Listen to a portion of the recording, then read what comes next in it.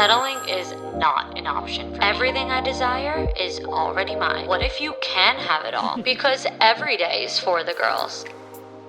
Hello. Welcome back to another episode of For the Girls. I'm your host, Victoria Alario. And today's episode is for the girls who feel a sense of confusion at the moment.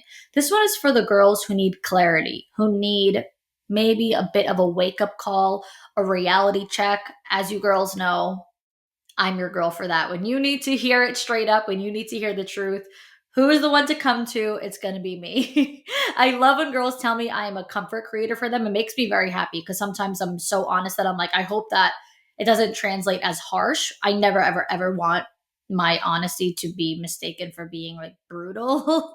But at the same time, I don't want to be someone who tells you girls what you want to hear. I want to be the type of creator who tells you what you need to hear. And even if you're not working with me directly as like a confidence coach, it could still feel like, a little coaching session. I tell you the truth. I tell you the things that are going to help you implement change in order to see results, to see your goals come to fruition, to achieve your desires, and to just get everything you want in life.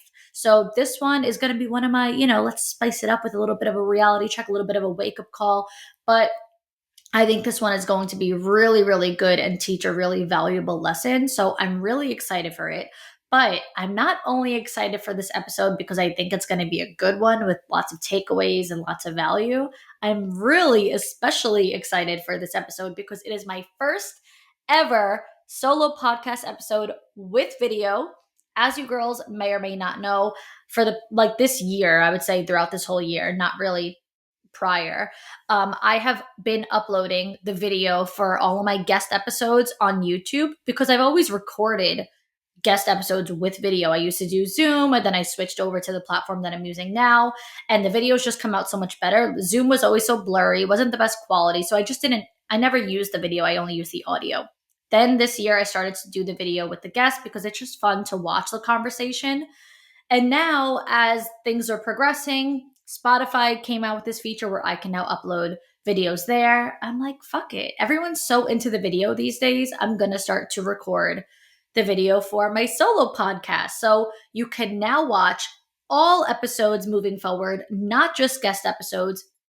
You could see the video on YouTube, but also on Spotify, because this is a new feature, like I said. But keep in mind, the video will upload later onto Spotify, later than the episode itself does, like with the audio. As you girls know, For the Girls has new podcast episodes out every single Monday at midnight. So you could always listen everywhere podcasts are streaming from Monday at midnight each week. You could also watch the guest episodes from then, Monday at midnight. If it's a guest episode, you could always see it on YouTube because YouTube uploads when the audio uploads for, the episode in general. But for Spotify, it uploads a little bit differently with the video. So the video, if you listen on Spotify and you want to start watching on Spotify, it's going to be out a little bit later into the morning time, just because of, like I said, the way that I have to upload it. So we'll still be on the same schedule, but the video on Spotify will just be out a few hours later, but really no other change. I feel like most of the time people listen to this, they listen on their lunch break at work anyway. So it's around 1 o'clock in the afternoon.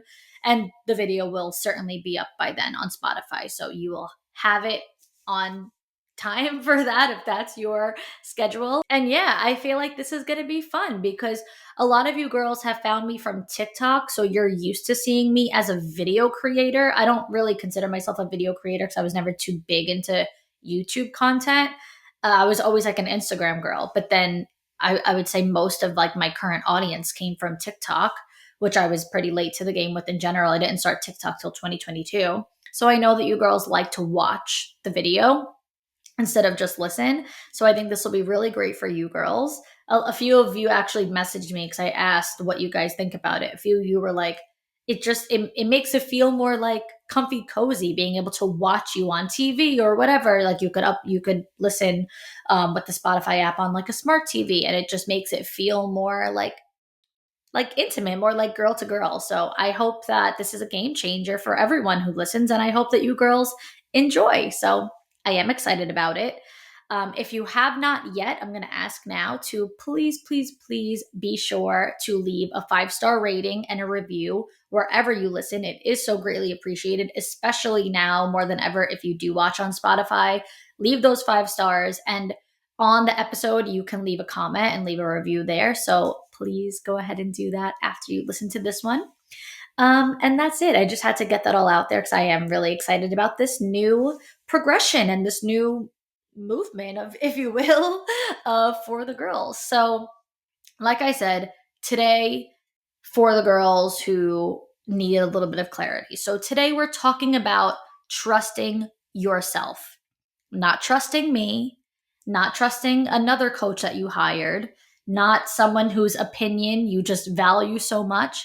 We're talking about you, yourself, your gut, your intuition, and your heart. It is so common that I get messages or comments from people asking what to do in a situation when they already know the truth. They just want to hear it from someone else because they don't trust themselves enough to make that final call. It's the seeking of external validation. It is a lack of trust in themselves. It is putting, so much value and trust in other people that they think other people know better than they do. I feel like I've shared this little example once before. It's kind of like an analogy, if you will. I talk about this a lot with my coaching clients. I always say, think about when you were in school and say you didn't study enough for a test, or maybe you even did. Maybe you studied a ton and maybe you actually knew the information, but now you get the test and you're circling the multiple choice, A, B, C, whatever, and you circled B, and then you happen to catch a glimpse of the person's test next to you. You look at their paper on their desk and they circled C for that answer. And then you're like, fuck. Maybe I didn't study enough. Maybe I don't know enough. Maybe I'm not 100% sure. Maybe this person knows more than I did. And then you start to overthink. Then you're like, fuck. And then now you're remembering things differently. You're like, wait, I thought that I was sure of this. I thought that I remembered it like this. But actually, now that I think about it, maybe that's not what it was. Maybe it was this. So then you erase your answer. You circle C because that's what the person next to you put. And you're just so sure that everybody knows more than you do. So you trust in their answer more than your own. Then you get the test back a couple days later after the teacher graded them, and your original answer was correct. And you're like, fuck, I knew it. I should have just listened to myself. I should have just trusted myself. That's what happens when you don't trust yourself enough to make the final call. And the truth is that what happens if and when you make the final call and things don't work out the way you hoped or planned in your head, or say you made the final call of circling B, but just saying that, for example, that answer was wrong. Say the answer really was C. So now you had this idea in your head. It's going to go this way. It's going to go that way. I hope things go like this. I hope the answer is B. And you make that final call. You trust yourself. And then if things don't work out that way, if your answer was wrong, if the thing that you hoped for and planned for doesn't happen, then you don't have anyone else to put the blame on. And we don't want that. Nobody wants that responsibility. Nobody wants that weight on our shoulders, whether it's the weight of taking accountability, taking responsibility, holding yourself accountable. No one wants to be wrong. I don't want to circle B if they circled C, because then at least if I get it wrong, it's their fault because they put C and I trusted them.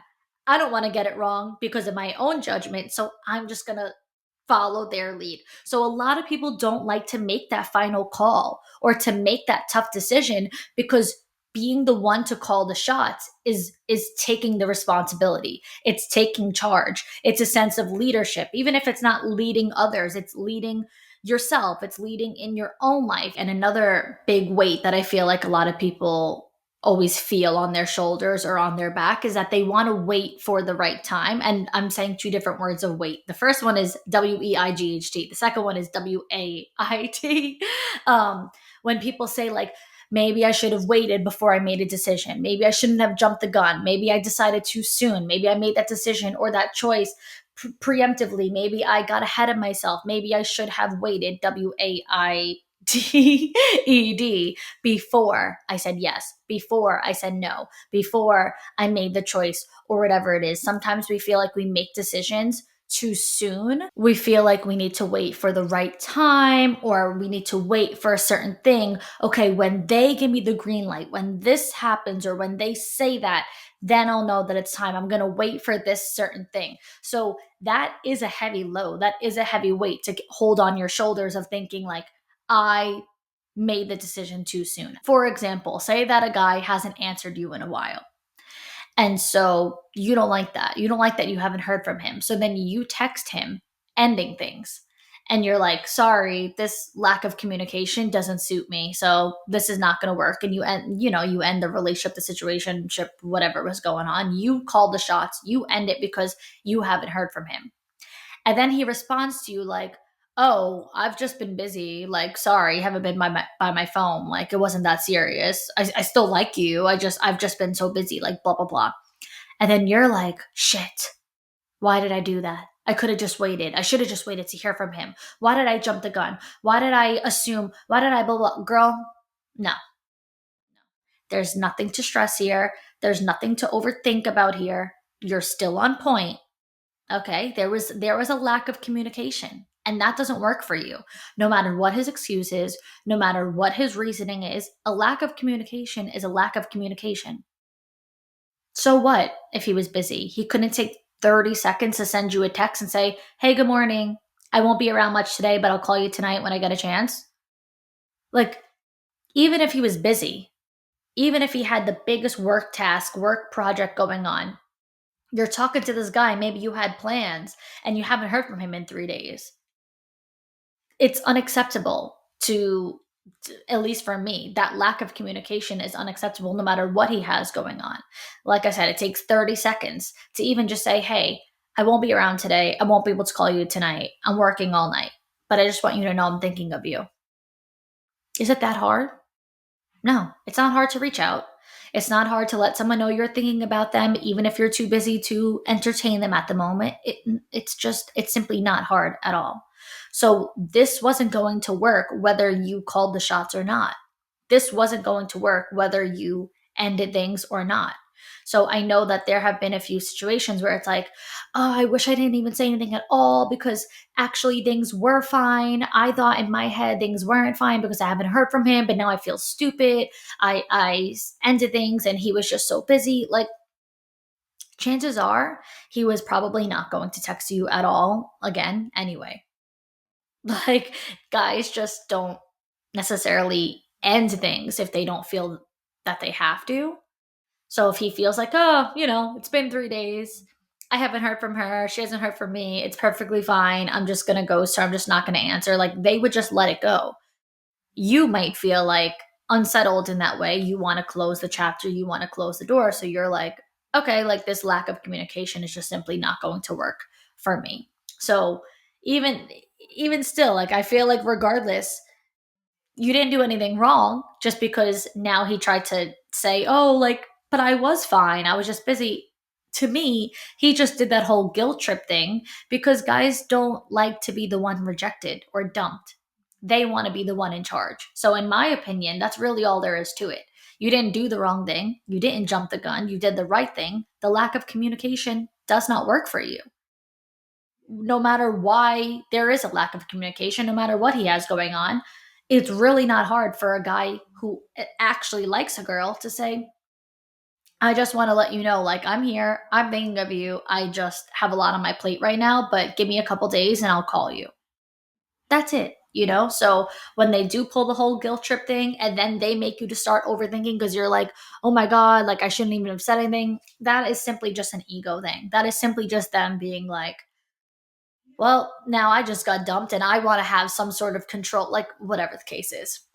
And anyway, my point of why I'm even sharing all that is because, like I said, it goes back to trusting yourself.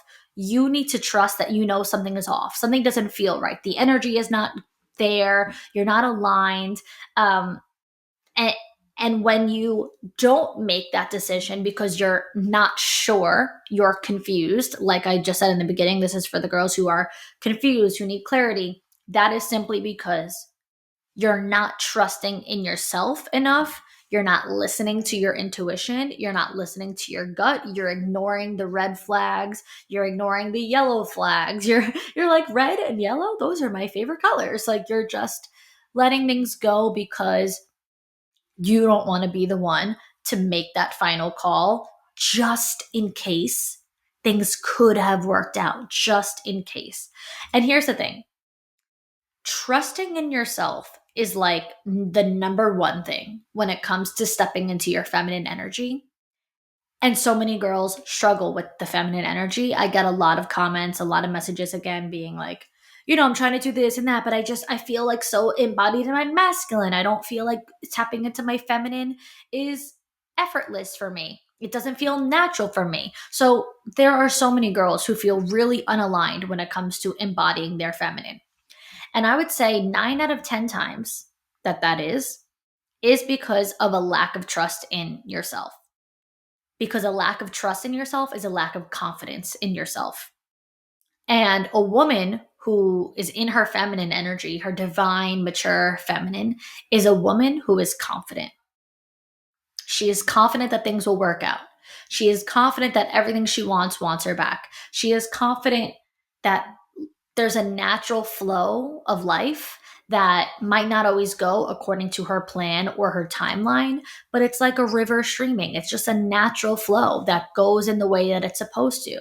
It goes in divine timing, in divine reasoning. And she's just so confident that that's what life is like. Just the natural flow of life. And when you're confident in yourself, you're not overthinking everything. You're not doubting yourself. You're not doubting every single decision and choice you need to make. You're not going to be indecisive. You're not looking to everyone else for the answers. You're not playing the comparison game. You're not wanting what somebody else or what everybody else has. You're not constantly feeling anxious about the things that you can't control. As a matter of fact, you understand that some things are out of your control and you're like, that's okay though. It's okay because there's one bigger thing that you do have. So even if you're like, well, it's out of my control, there's nothing I could do about it. Even if it doesn't work out the way I wanted, you still feel like it's okay because of this one big thing. And this one big thing goes hand in hand with trust and confidence. It's a very big part of embodying your feminine energy. Every divine, mature, feminine woman has this one important trait. And that is patience. Because patience is the trust that it will happen. So when you lack patience, it's because you lack trust. I do have a podcast episode out about this actually. It's like a long, detailed, so I'm kind of giving you a shortened version right now, but let me see the exact name of the episode. Okay, so I actually uploaded this episode as a Flashback Friday episode on August 23rd, 2024. So if you go on my episodes, look for Flashback Friday, The Power of Patience. That's the name of the episode. I highly recommend listening to that because this is what the entire episode is about. And patience is just such an important trait to have because a lack of it creates so much uncertainty in your life. It creates so much like chaos in your mind. You're cluttered. You're like, oh, I don't know what to do. What if things don't work out? I don't know what's going to happen. What if it doesn't work out? What am I going to do? What if I don't get that thing that I really want? I swear I want nothing more in life more than this thing. So what if I don't get it? What if this? What if that? That is not divine, mature, feminine energy. If you allow yourself to stress like that about outcomes and you're so attached to outcomes that like if things don't work out like this, then they just don't work out at all. It's a very scarcity mindset. It's a very strong scarcity mindset, which is the worst way to live your life. I can't possibly stress enough how important it is to have an abundant mindset. A scarcity mindset is having the feeling that like if things don't work out like this, then they're not going to work out at all. If I don't get this thing, then I'm going to have nothing. If I don't have it this way, then I don't even want anything. I don't want it at all. It's a very immature mindset. It's a very like, why does everything bad happen to me sort of mindset. It's like a victim mentality. Whereas when you have an abundance mindset, it's like, yeah, I don't know if this is going to work out, but that's okay because I trust that what's meant to work out will work out. I don't know how this is going to go, but that's okay. That's divine and mature feminine energy. It's the ability to relax, to submit to what's meant to be. Submission is a really big one, to be able to just say, I'm letting go of my need to control. And speaking of control, another big part of feminine energy is to be able to control your emotions. It's not to get all erratic and crazy and stressed and freaking out just because you have a certain timeline in your head or you have a certain plan in your head that life may not go according to. It's the ability to control your emotions and say, it's okay. I can wait because I trust that what's meant to be will be. I trust that everything works out the way it's supposed to, how it's supposed to, and when it's supposed to. I would rather wait than force things. I would rather wait than rush things. I'd rather be patient and confident and trust in myself and trust in the process, just the natural process of life, than create a timeline in my head and stress myself out trying to manipulate life to go according to said timeline. You can't just be the puppeteer of life. So when you are confident, when you are patient, when you do trust in yourself, your mindset will then be, I'm not going to try to force this guy to like me. I'm not going to force conversation with someone who's clearly uninterested and hardly responds just because I want a boyfriend. I haven't heard from this guy in 3 days, but I'm just so desperate to find love that I'm going to keep the conversation going. Haven't heard from him in however long, but I'll send him a fifth text, even though he keeps ignoring all my other texts. Desperate energy is not feminine energy, and desperate energy will not get you one single step closer to your dream life. You know that quote? I don't think it's a Kendall Jenner quote. I do feel like Kendall Jenner's voice saying it went viral on TikTok, but it's just the whole like, I don't chase, I attract. But it's not, again, it's not a Kendall Jenner quote because that's like always been a saying. But my point is that that's feminine energy. I don't chase, I attract. So that desperate energy is the chasing. It is the lack of trust and it is the lack of thinking that you can attract. I actually have a whole podcast episode on that one out as well. Let me look. I feel like every time that I say like a certain saying, it like triggers the memory of an old episode. So I knew that I had this one. Yeah. It's called Desperate Energy Won't Get You a Soft Life. And this one came out December 11th, 2023. Wow, exactly a year ago. So December 11th, 2023. Literally like almost exactly a year to the day. Desperate energy won't get you a soft life. You need to hear this one. It's an oldie, but it's a goodie. But no, anyway, what I was saying, when you're confident and patient and trust in yourself, your mindset will be what I always say. I only want what wants me.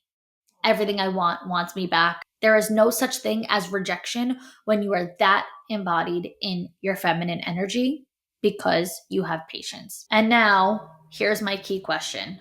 What if? What if you did just trust yourself? What is the worst possible case scenario? What is the nightmare outcome? What are your biggest fears? Okay, so think about that. I want you to really reflect on that and actually answer the question.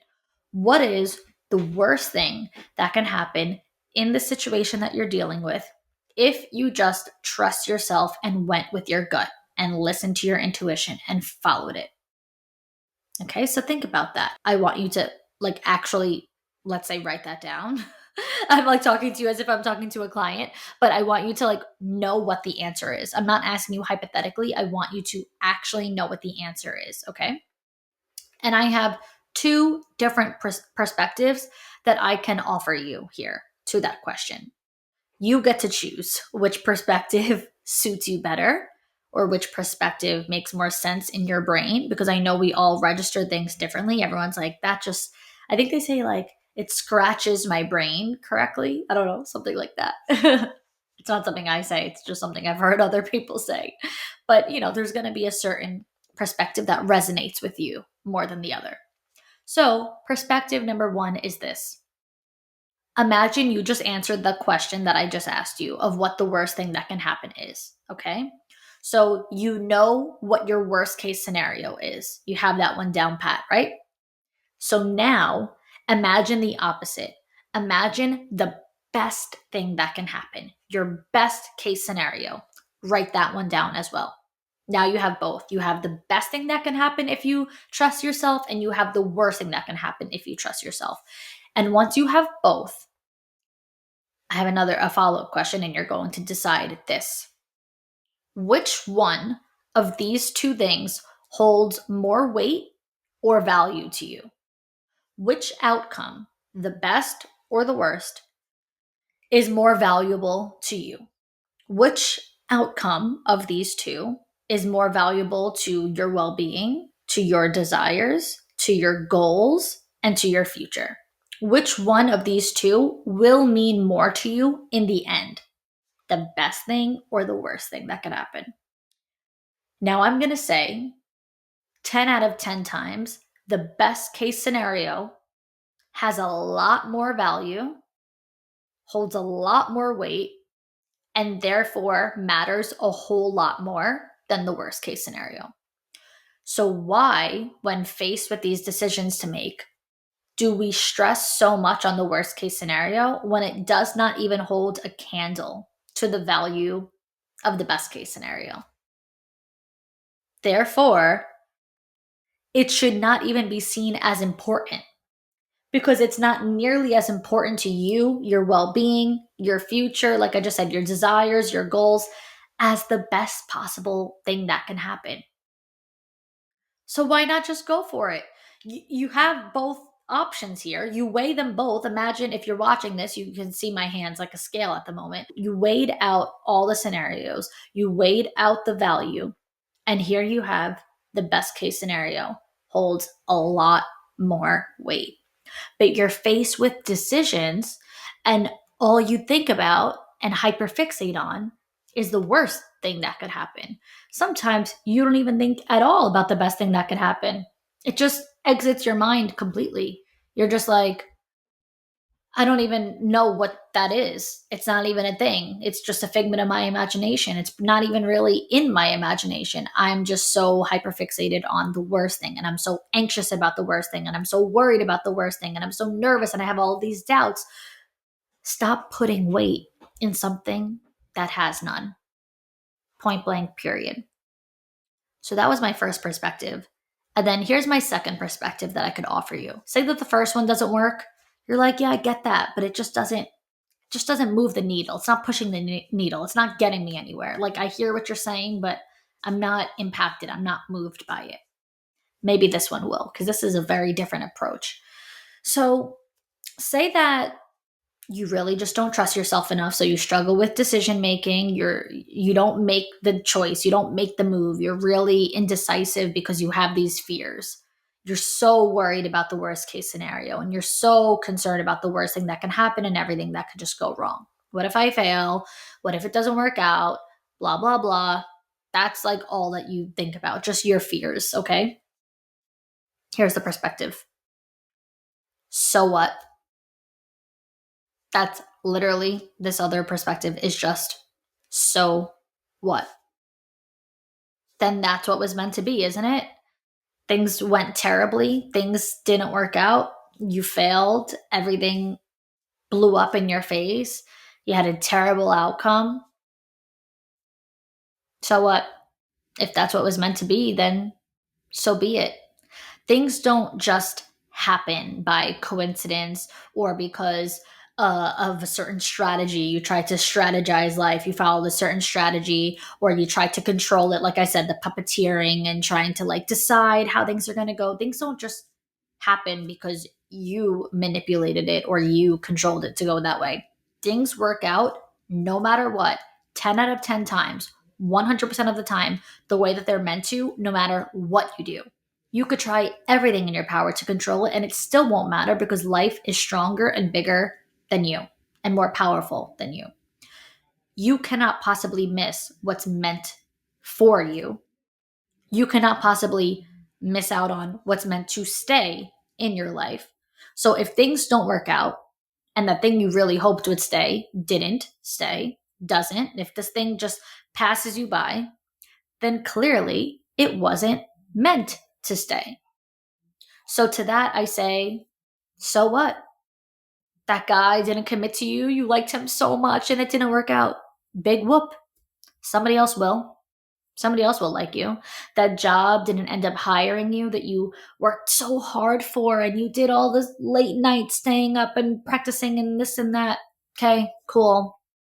Good thing there's a million other jobs that you could apply to. So fucking what? Even if you experience your absolute nightmare scenario, the worst possible case scenario, you'll survive it. It's not going to kill you. You'll learn the lessons that you needed to learn. You'll mature because of it. You'll get stronger because of it. You'll build more character because of it. You'll grow because of it. You might even develop a newfound love and respect for yourself because you survived that really shitty thing. So, sounds like a good deal to me. Going through a little bit of a hard time, going through a shitty situation, like I said, just to come out on top because of it, just to come out even better and stronger than you were before because of it. That's why I say to that, so what? Because even the worst possible outcome isn't that bad. You survived it, and now you know what you need to know for the future. So I ask the original question again. What if you just trust yourself? Well, I think if you do trust yourself and you just make your own decisions without looking in 500 other directions, you'll be so glad that you did, no matter how it goes, no matter which outcome you get. It'll give you a sense of relief because now you finally have the answer that you're looking for. It'll also show you that life goes on. The world keeps spinning. It'll wisen you up a bit. You'll definitely feel more embodied in your feminine energy. Like I said, it's like step number 1, trusting in yourself, trusting your intuition. You want to feel more embodied in your feminine energy, start there. And you'll have even more confidence in yourself to do it again and again and again and again, and to only get better at decision making from then. Because what do I always say? Confidence is a byproduct of action. You don't get confident and then take action. You take action and then you get confident. So do the thing first and then watch how confident you become as a result. Now, all of this whole topic essentially leads to a Dear Victoria submission that I received. If you don't know, if you are a new listener, I have an advice segment called Dear Victoria, where I take submissions from listeners who send over their current situations that they need guidance on. So you could email me your submission to victoria.forthegirlspodcast@gmail.com if you need, my advice, and make the subject say Dear Victoria. That's very important that the subject says Dear Victoria so that you don't get lost in the shuffle of everything else, all the other emails that I have. And yeah, we're going to talk about everything I just said in an even more detailed and more specific scenario. So let's get into it right now. Dear Victoria, I'm a longtime listener of the podcast. It is truly my source for comfort, motivation, and healing. Thank you. I am writing in because I have always looked up to you when it comes to your story of being single, not settling, and finding your man.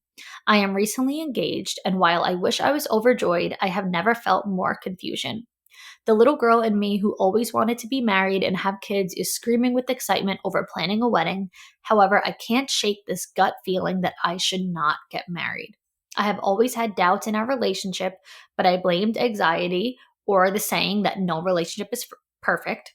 As we start to wedding plan, I have been feeling afraid of marriage and like I am making the wrong choice. I know there are areas in our relationship which are not strong and things we have continued to fight about since we first started dating. Overall, I worry I would be settling. That being said, we have been through a lot to make this work, including long distance and moving across the country to live together.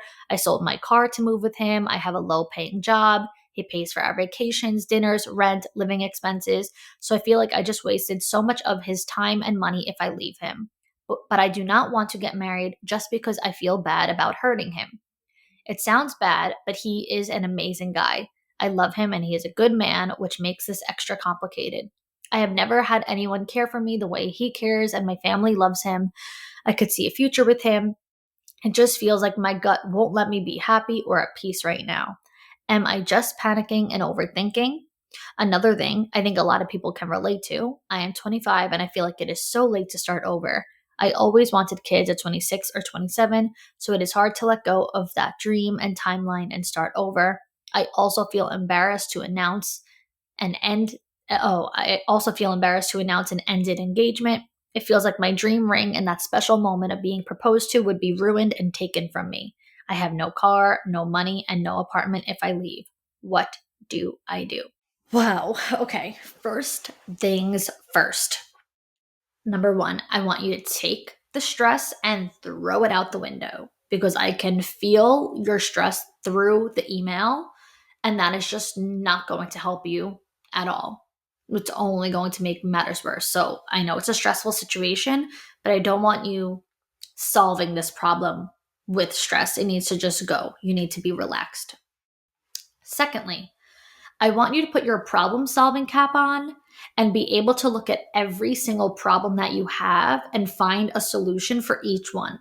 Like you said, I have no this, I have no that, he does this, he have that, whatever problem that it is, write it down and like legit make it as if it's like a graph or something, like problem, like columns, like problem and then solution next to it. I want you to write out any and all possible solutions for each. So it'd be like left hand side is all of the issues, and then the right hand side is all of the solutions that you can, provide to solve these problems.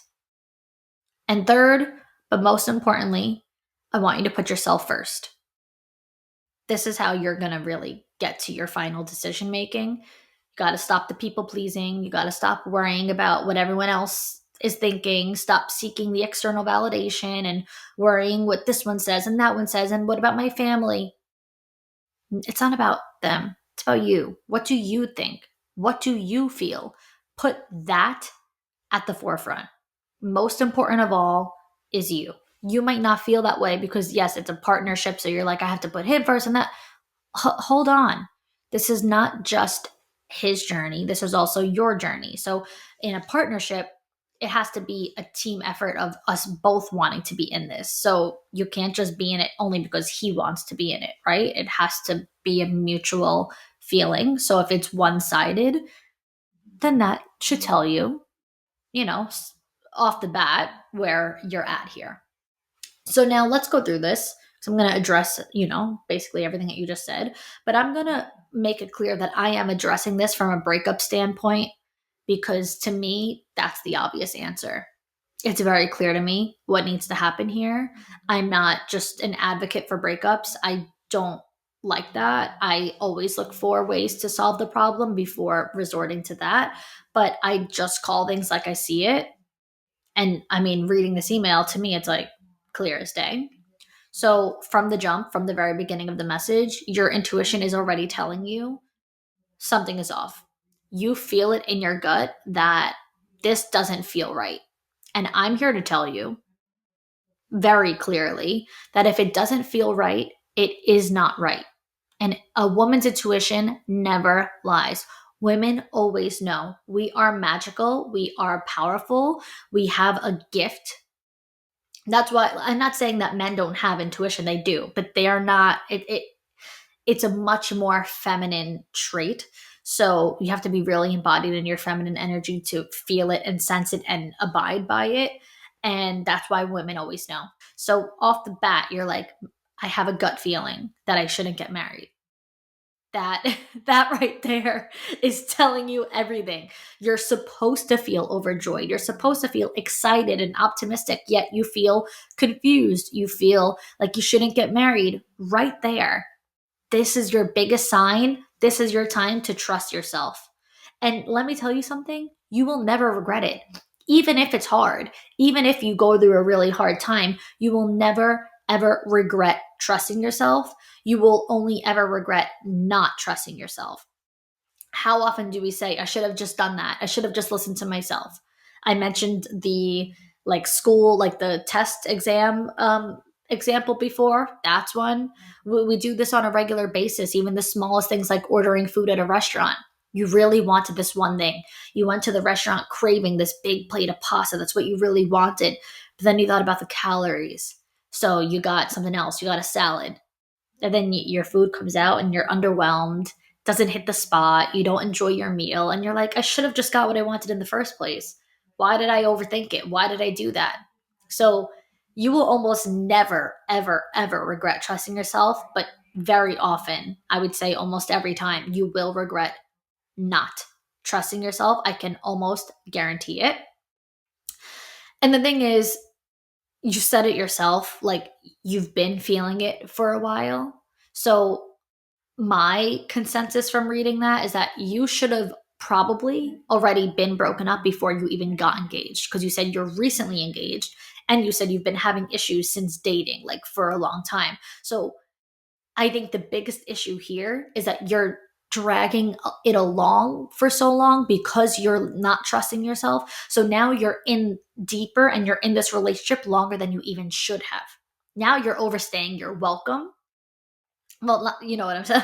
It's not what I meant to say. You're overstaying your welcome, but it's like that saying, I'm overstaying my welcome. I don't know why I even said that. You're very much welcomed in the relationship, but you're just staying, you're overstaying. You probably should have broke up from a very long time ago. But I know that part of the reason why you have stayed for this long is because you mentioned anxiety and thinking that this is where it's coming from. So you're thinking, oh, it's all just anxiety. It has nothing to do with him and the relationship. It's all me. It's all in my head. So that's why I think a lot of people stay in relationships longer than they should, because they find all these different reasons as to why it's not something wrong with him or the relationship. It's all just me breeding my own anxiety. But I gotta keep it straight. I gotta call it out right now. This isn't anxiety, because anxiety doesn't come from your gut. You said, I have a gut feeling. That is not the same feeling of anxiety. Anxiety is overthinking. It's coming from your head. Should I? Shouldn't I? I don't know. I don't know. It's so unclear. I'm so confused. A gut feeling is not that. A gut feeling is very clear. A gut feeling is literally telling you what to do or what not to do. Like you said, I have a gut feeling I should not get married. AKA, my gut is straight up telling me, clear as day, not to get married. It's not overthinking, it is clear. Now, anxiety will kick in afterwards, and then you start to overthink about it later on. But the initial feeling is the truth in black and white. It's all clear, no confusion, no gray areas. My gut is telling me not to do it, black and white. That anxiety is just the aftermath. So I always say your first instinct is the right instinct, and anything after that is the anxiety and the overthinking. Your first answer is the right answer. Everything that comes next is just you getting stuck in your head and your anxiety telling you all the different ways that this can go about that thing that you already got a clear answer on. So it's not to say the anxiety doesn't exist, because trust me, I would have anxiety too over calling off an engagement. That's a very big deal. I'm not saying don't have anxiety. I'm not saying don't stress, because you will have it. I'm just saying don't confuse the two things, because that's not your anxiety speaking to you. That's just the byproduct. That's just the aftermath. The anxiety is coming now because you got the answer. Your gut is like, don't do this. And that will induce anxiety. That's like, holy shit, am I really not going to do this thing that I 100% thought that I was going to do? So yeah, that is a big deal.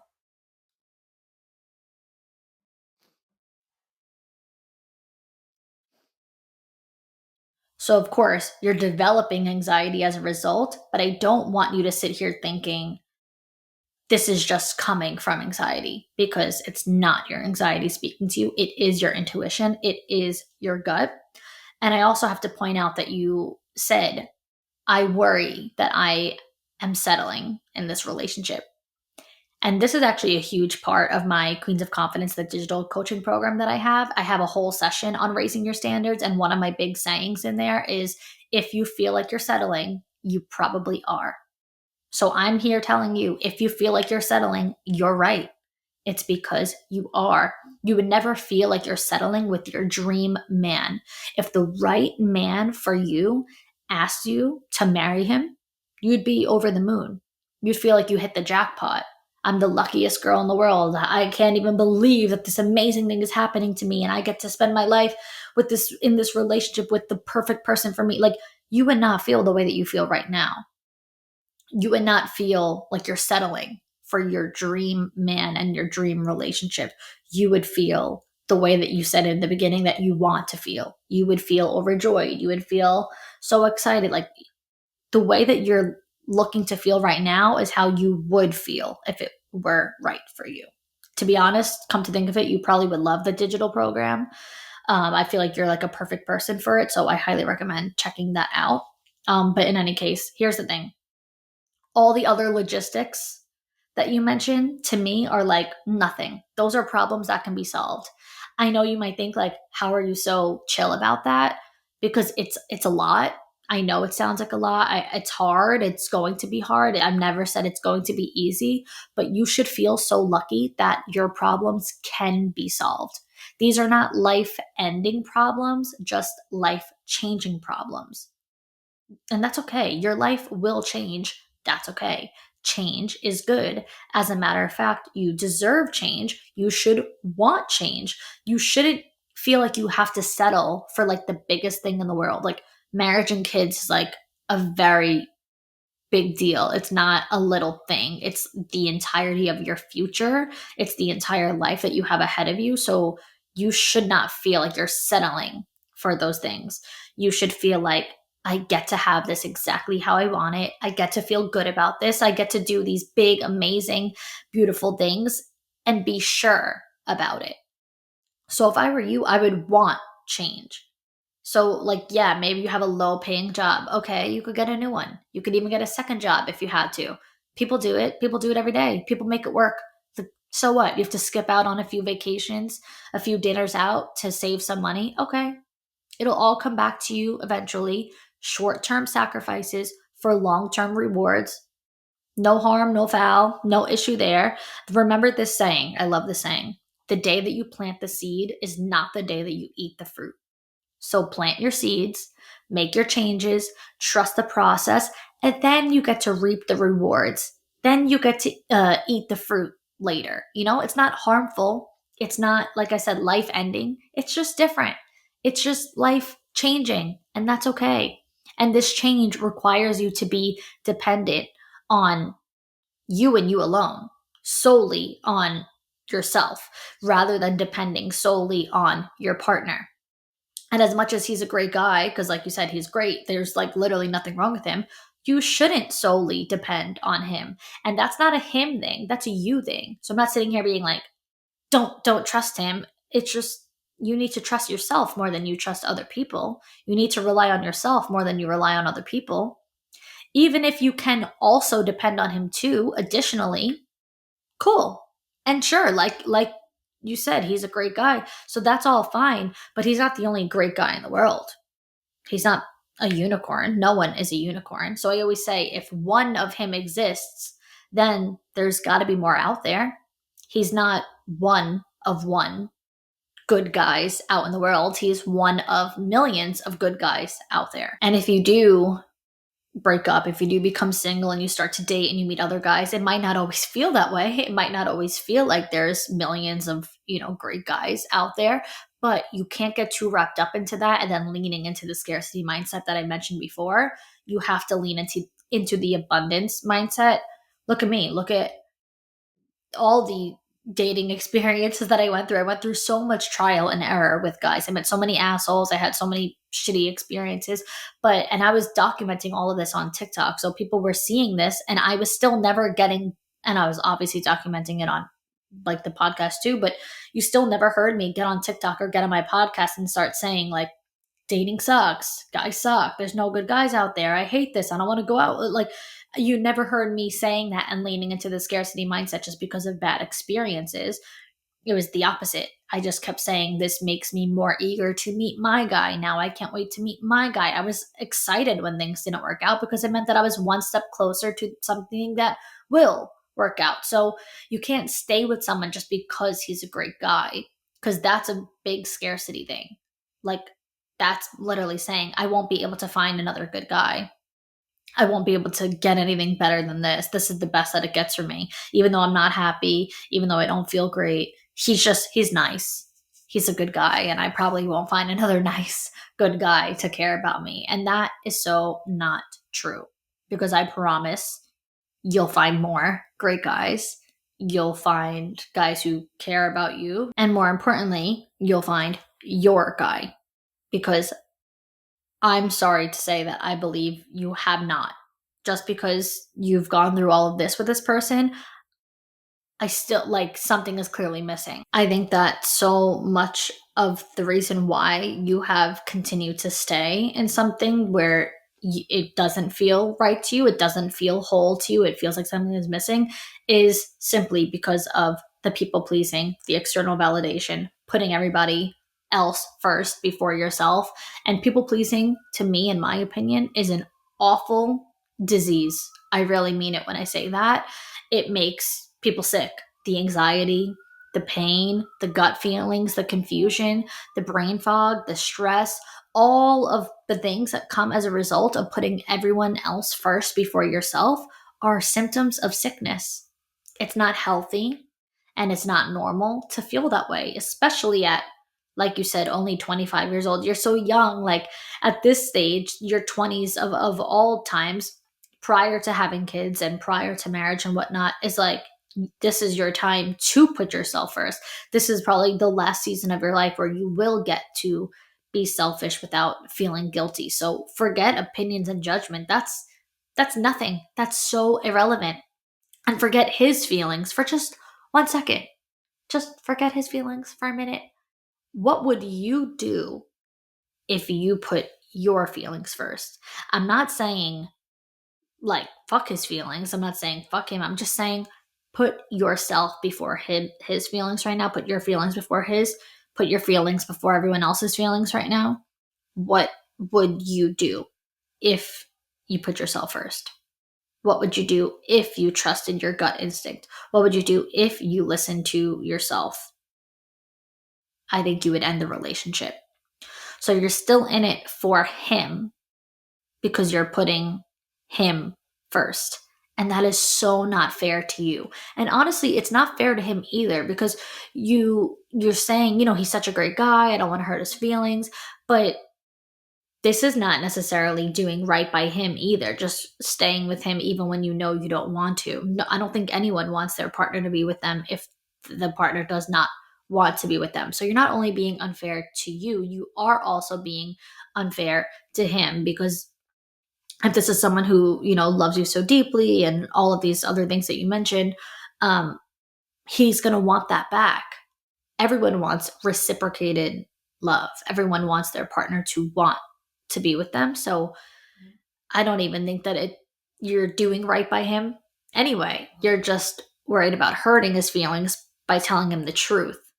But sometimes the truth hurts, but the truth is the treating people with integrity and having the best intentions and doing the right thing, just because it might be the hard thing, but it's the right thing for the both of you. It's the most beneficial thing for them in the future, because you don't want to take anything from him either. I know you're concerned about things being taken from you, but there's two people that something is being taken from here. And even though it'll be hard, at least you're not going to take more from him just because of your fear of, like I said, hurting other people's feelings, people pleasing, all that sort of stuff. And speaking of being unfair, there's one more thing I want to just mention that I think is especially unfair to you, is the stress that you're putting on yourself. The stress that you're putting on yourself with this timeline. Oh, the timelines. I think every girl has them. I'm 25, so the sky is falling. I'm almost 30, so for me, I'm like, I'm on my way out. You only got a few more weeks left of me. I'm only a couple of months left of my life because it all goes downhill from here.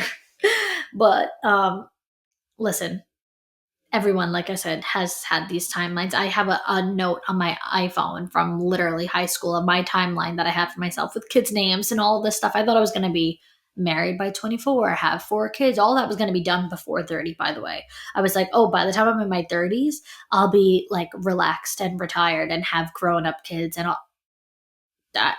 Again, I was very young when I made this timeline, but I was so sure that that was going to be the timeline. I was very dead set on that.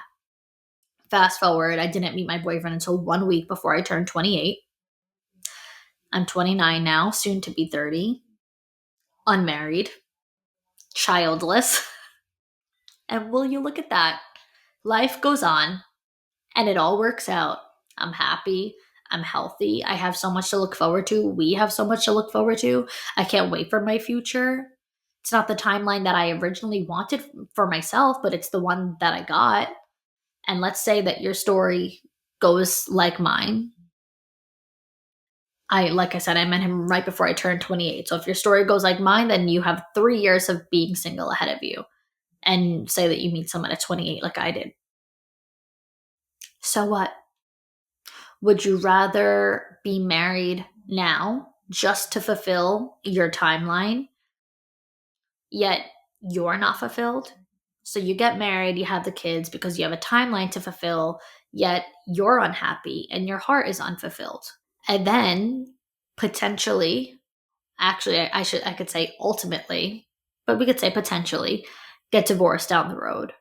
Would you rather that, or would you rather wait a few more years and find the person that you'd be happy to spend the rest of your life with? Sure that you want to spend the rest of your life with, certain that you want to spend the rest of your life with. Because let me tell you something, a breakup is a lot easier to go through than a divorce. These are two different ball games. Breaking up with a boyfriend or a fiance, getting divorced from a husband, especially after having kids, two completely different ball games. So you could either get it out of the way now and all is said and done and you can go your separate ways and be amicable, or you could go ahead and get married and even have kids and then just count down the days, the weeks, the months, the years until you potentially or ultimately, or I think inevitably, have to go through a much harder separation then. To me, the situation is clear as day. And I think that the breakup is bound to happen, whether it happens now or later.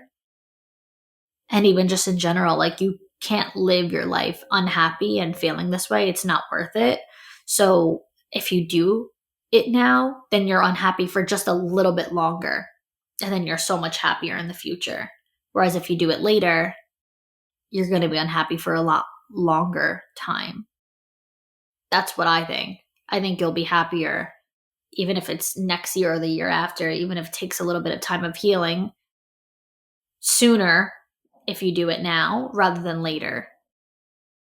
I think inevitably you'll just continue to be unhappy if you move forward in the relationship. With that being said, I do want to also address the alternative and just put it out there that if the breakup is not what you want and you do decide to stay together, all I really suggest is that you work out those issues that have not been treated or worked on. It's not even a suggestion, it's a requirement. You must do it.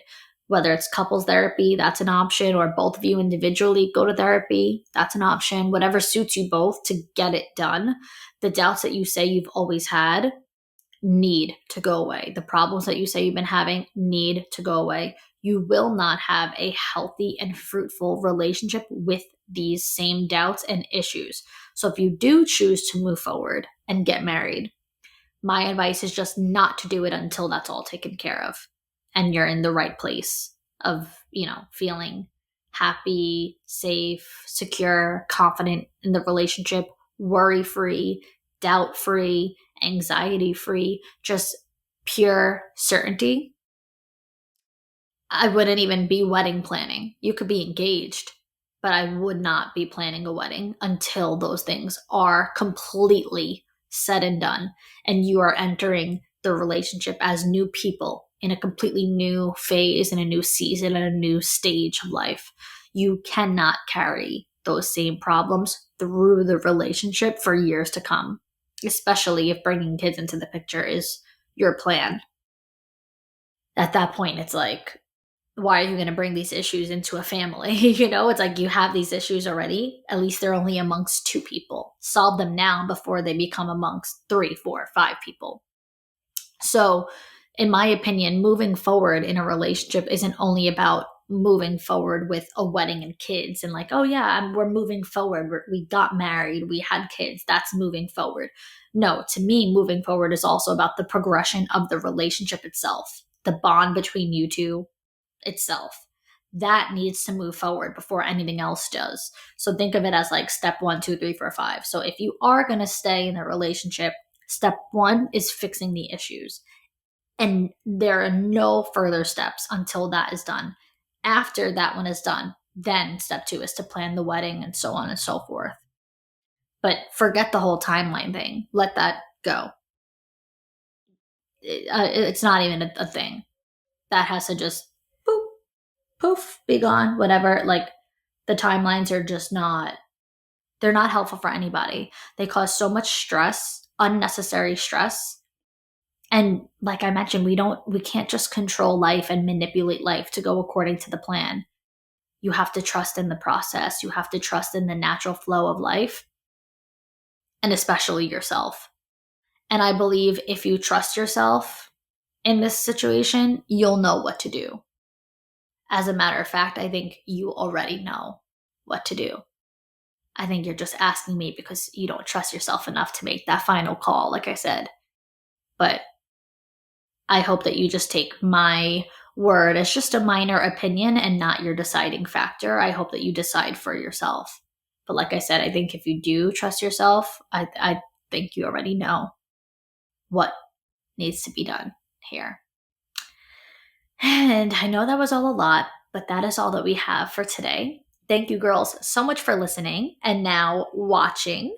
If you enjoyed this episode, feel free to share on your story and tag me so I could repost. If you listened or watched on Spotify, please leave a comment on the episode and 5 stars on the profile. If you listened on Apple Podcasts, please leave 5 stars and a review on the profile. And if you watched on YouTube, please be sure to like, comment, and subscribe. Everything you need from me is linked in the show notes, including the email for the Dear Victoria submissions. And that's it. Until next time, girls.